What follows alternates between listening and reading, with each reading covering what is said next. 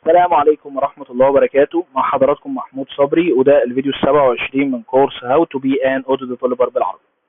كده احنا عايزين نتعرف على الانهرتنس، وايه هي الانواع المختلفة للانهرتنس، وايه هي الاستفادة من الانهرتنس، او هيطلب مني ايه اصلا عشان اعمل انهرتنس. والله الانهرتنس احنا ممكن نشرحه مثال بسيط خالص. حضرتك ووالدك، وليكن مثلا حضرتك اسمك محمود ووالدك اسمه صبري محمد. فانت كمحمود عملت ايه؟ انت عملت امتداد لاسم والدك وضفت ليه اسم جديد اللي هو محمود. فاصبح اسمك محمود صبري محمد، واخد القيم بتاعت اسم والدك اللي هو صبري محمد، وضايف عليها قيمه جديده اللي هي محمود. وده بالفعل اللي الانهرتنس بيعمله، هو بيبدا يعمل امتداد لحاجه موجوده بالفعل ويبدا يضيف عليها قيم جديده. القيم الجديده دي ممكن تكون فيلدز، ممكن تكون ميثود، اي يكن القيم الجديده هتكون إيه. هي الانواع اللي داخل اودو من الانهرتنس. والله في الموديل انهرتنس، وفي الفيو انهرتنس، وفي الكنترولر انهرتنس، وفي الريبورت انهرتنس. بالنسبه لاخر نوعين اللي هو الكنترولر والريبورت، احنا لسه ما شرحناش الاي بي اي ولا شرحنا الاكشن اصلا، عشان ولا شرحنا الريبورت اكشن عشان نعرف الانهرتنس بتاعه. فده مش موضوعنا في الفيديو ده ولا في الفيديوهات الجايه عامه.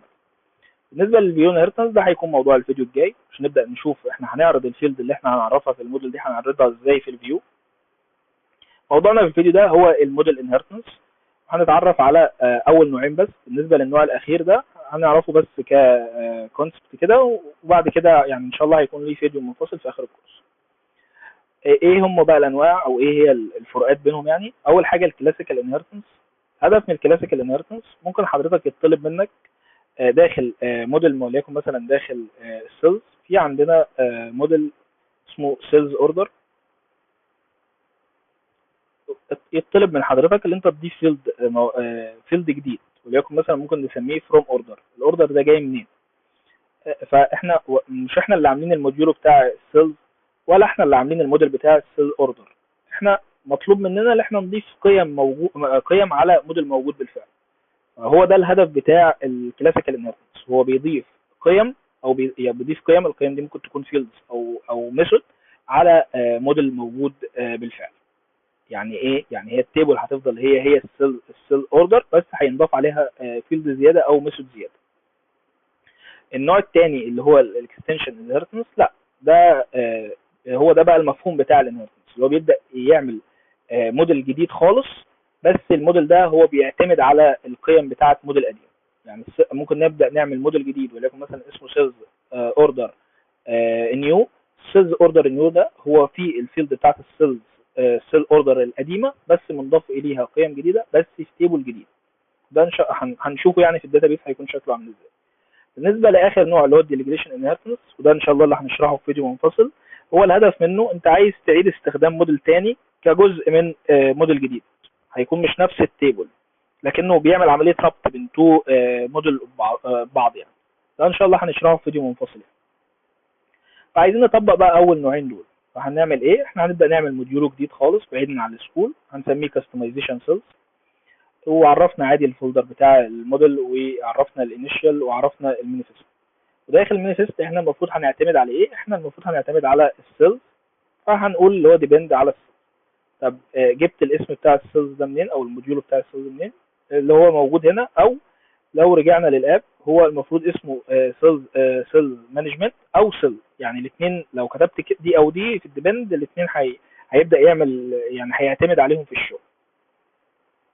بعد كده هنيجي داخل الموديل، هنعرف فايل جديد هنسميه سيلز. دلوقتي هنطبق النوع الاولاني اللي هو الكلاسيكال انهرتنس. سيلز اوردر انهرت دوت بي واي.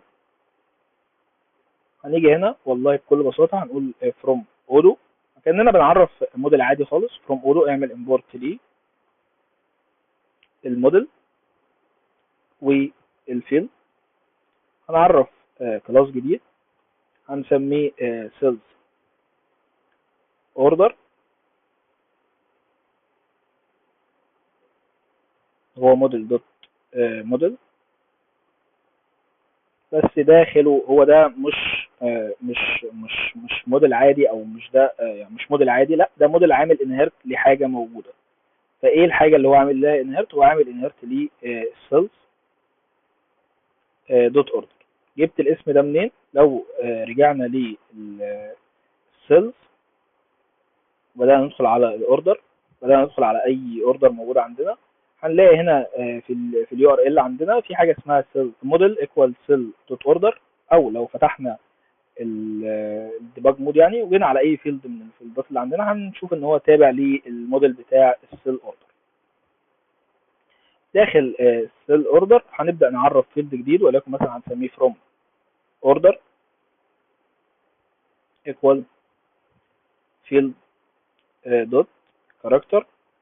مش هديله اي حاجه، هو بس فيلد عادي خالص. نبدا نعمل كلوز ونبدا نعمل ابجريد.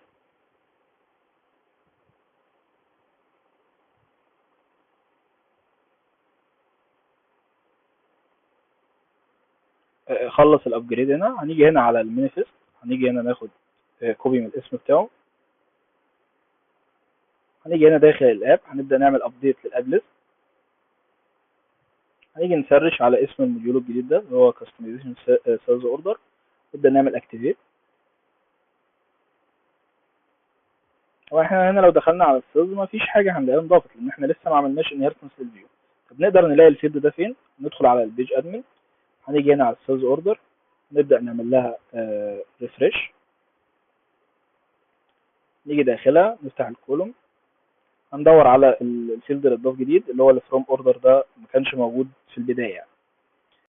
هنرجع للنوع الثاني من الانهيرتنس اللي هو الاكستنشن انهيرتنس، وده اللي هو بيطبق ببساطه، ده اللي بيطبق المفهوم العام بتاع الانهيرتنس، اللي هو هنبدا نعمل تيبل جديده فيها كل القيم القديمه بالاضافه لقيم جديده موجوده احنا هنضيفها يعني.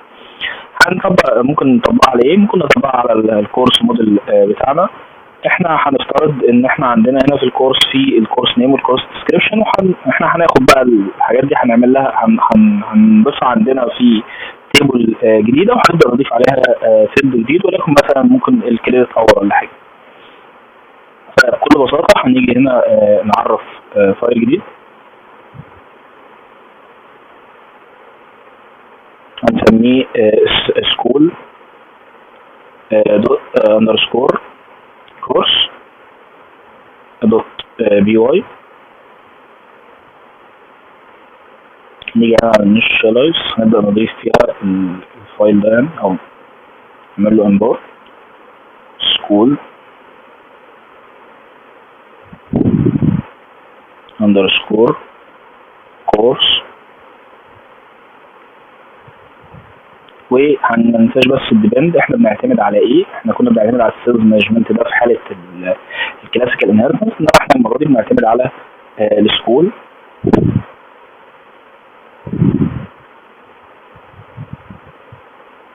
نبدا نسيب، دي لازم تضاف، لان هو لو ما عملتهاش وجيت انا هنا في السكول عملت انهيرتنس للسكول دوت كورس، هيقول لي انا ما اعرفش ايه ده اصلا وهيديني ايرور. فلازم تضيفها يعني، لو طالما هتعمل انهيرتنس لحاجه لازم تضيفها في الديبند زي ما وضحنا يعني. هنيجي هنا هنعمل فروم اودو، نعمل امبورت للموديل والفيلد. بكل بساطه هنيجي هنا نعرف كلاس جديد هنسميه سكول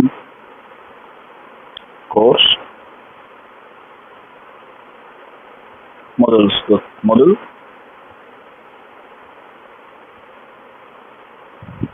وهنبدا بقى ده الاضافه الجديده. احنا المفروض احنا اللي عاملين الموديل بتاع السكول دوت كورس ده. فاحنا هنا كان هو المفروض اسمه ايه؟ كان المفروض اسمه سكول دوت كورس. هنيجي هنا اول حاجه هنضيفها، لان لو عملت كده وبدات اضيف الفيلد اللي انا عايز اضيفه جديد ده، كده انا بطبق الكلاسيكال انهيرت. طب ايه اللي يخليه، ايه اللي يفرقه؟ اللي احنا هنبدا نضيف قبل الانهيرت نيم. ده كده هنعمل تيبل جديده باسم جديد خالص، ولكن مثلا ممكن نسميها سكول دوت كورس دوت وليكن مثلا كاستمايز او كاستم مثلا. هنبدا نسيب وهنبدا نضيف فيلد جديد عليها، وليكن مثلا ممكن نسميه الكريدت اور. وده هيكون فيلد دوت ميرور. هنسيبها عادي خالص، نسيف عادي، هنبدأ نسيف، هنبدأ نكلوز ونبدأ نعمل ابجريد.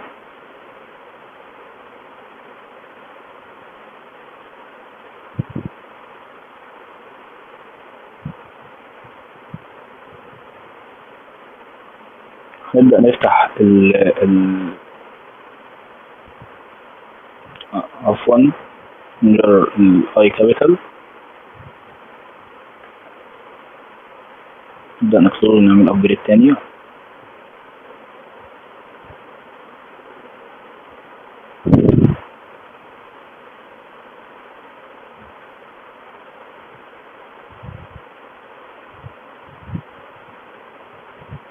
نبدأ نرجع للداتابيز، نبدأ هنا 279، نبدأ نرفرش بقى 380. فاحنا المفروض اللي احنا سميناها سكول كورس كاستم، هتبقى ننزل تحت كده. احنا بقى عندنا سكول اندرسكور كاستم، لو فتحناها بدأنا ندخل على الكولوم، هنلاقي ان احنا مضاف عندنا في الستيت وفي الديسكريبشن وفي النيم. دول مش احنا يعني، دول المفروض جايين لنا من الكورس، وبالاضافه للفيلد اللي احنا ضفناه جديد. كده يعتبر النوعين الاولانيين من الموديل هو الموديل انهيرتنس، ودول يعتبر الاكثر استخداما. يعني زي ما قلت النوع الاخير ان شاء الله ده هيكون في فيديو منفصل ليه. الفيديو الجاي بقى هنتعرف ازاي ممكن نضيف بقى الحاجات دي في الفيو بحيث نقدر نشوفها هنا. يعني بنقدر نضيف هنا مثلا في اي مكان سواء قبل ولا بعد ولا في اي مكان. وبالنسبه للفيلد الثاني اللي كان بتاع الفروم اوردر برضه نضيفه في السيلز اوردر.